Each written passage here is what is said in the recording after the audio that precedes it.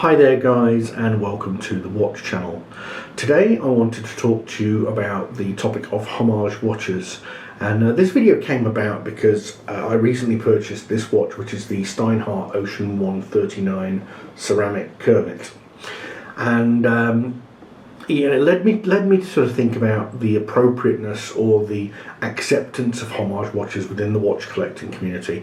And I just wanted to put my point forward and see if any of you guys had either an opposing view or agreed with me, or had any comments whatsoever really. Like I say, it's just an opinion piece from me, but taking a step back, I started collecting watches around about 1999-2000.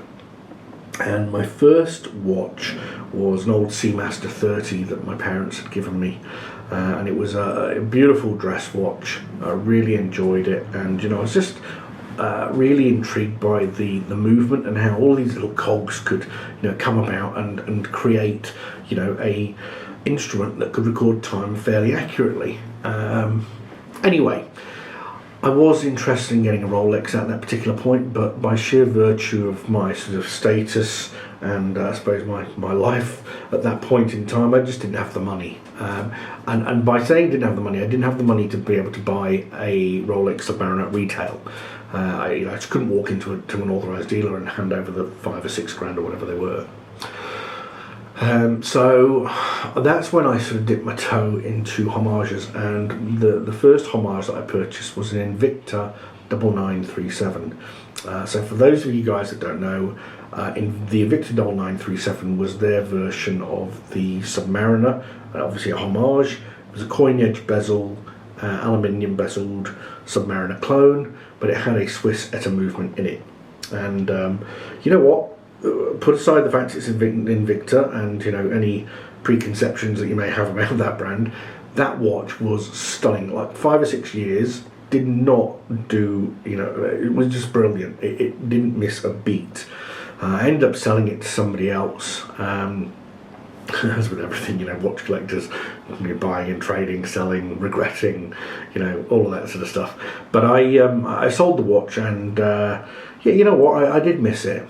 But that was my first sort of homage, and I've had a number of different homages. I mean, even sort of recently with the Dan Henry 1972, which is a homage to the Porsche design chronograph.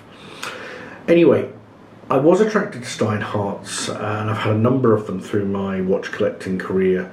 And what drew me to those was the fact that they were produced in Switzerland. They had a Swiss movement, and there was a wide variety. So they had everything from the Submariner clone all the way through to some of the old Milsub type stuff, through to Fliegers, some chronographs. But they were just well-made watches, and for what they are, they're great value. I mean, you look at this. I paid, I think, 650 Australian dollars.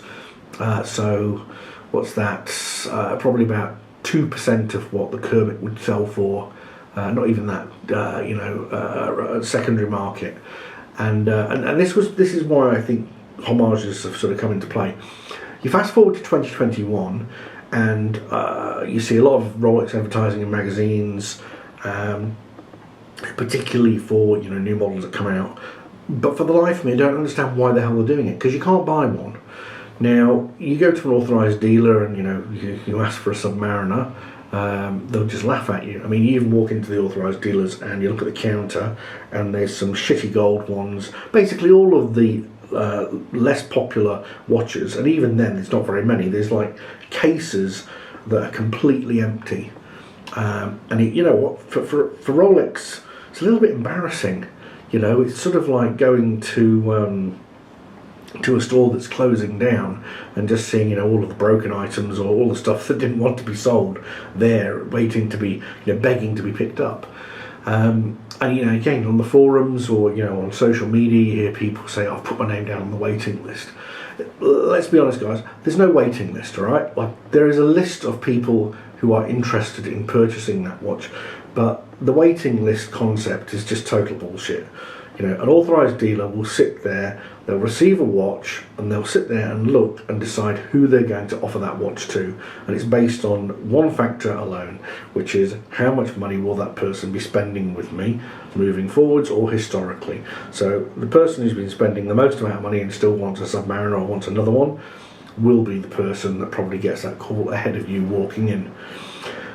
And again, one of the big problems I have with Rolex and that lack of availability, you know, I appreciate the marketing component because everybody wants to have what they can't have, but gone are the days of somebody strolling in to you know, an authorised dealer like they did maybe in the 60s and 70s and saying, I'd like to buy this particular watch, and you know, being able to get it.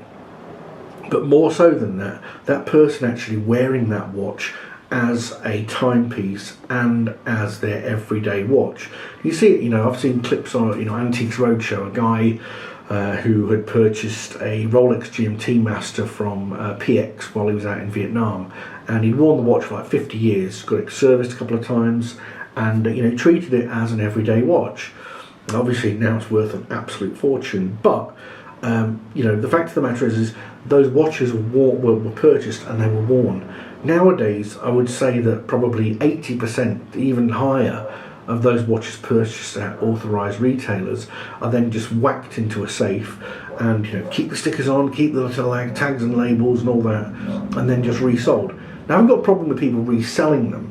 What I've got a real issue with is the fact that people are coveting these bloody things and not using them for the purposes intended. And one would argue that Rolex themselves are probably even getting to that point now where, you know, the Submariner has gone beyond being a tool watch to just a luxury item that has some water resistance. And that to me is really concerning, but again, it plays to the Homages strengths, which is, you know, you can afford to get that look for, you know, sub 5%, even sub 2% of the cost of a Rolex, but with, you know, 90% of the look, and arguably somewhere between 70 to 90% of the quality. Because let's, you know, bullshit ourselves. Swiss movement, ceramic dial, yes, 316L steel instead of 904L, but you know what? Really, does it matter? Probably not. Superlume, so BGW9, which is Superluminova. You know, you could chuck, you know, you could buy so many of these. You know, every single subtype of, you know, Submariner style that you want, and you know, you just be happy. Okay, you know, there are people out there that probably a few years ago may have been able to get a Submariner or a sports model, and you know, people say, oh, but you'll buy the Homage and then, you know, you'll wish you had the real thing. It doesn't fulfill that. But more so now in 2021, it doesn't really matter, does it? Because you can't buy one. And if this goes for 30,000 Australian, which I just looked up and saw one on the forums, you know, I'm not spending 30k on a dive watch that Steinhart can produce a, you know, exact homage off for, you know, $600. And that leads me to that point, which is, you know, previously people may have purchased a Homage and felt disappointment or buyer's regret because it isn't exactly what you wanted. It's not the Rolex. But more so now, people will buy a Homage and not feel disappointed because they can't get the Rolex, and that to me is a really interesting point. I'd love to hear what you guys think about that. Do you think that Homages now are more appropriate and more acceptable within the watch collecting community because of the supply issues with Rolex, or do you think it's still a case of the Homage is something that's, you know, a stain on the fabric of watch collectors' minds and it shouldn't be there? Love to hear your thoughts, guys. Sorry for rambling on, but just want to get that across. Anyway, hope you're all well, stay safe, and wear your watches in the best of health, and I will see you on the next video. Take care, guys. Bye.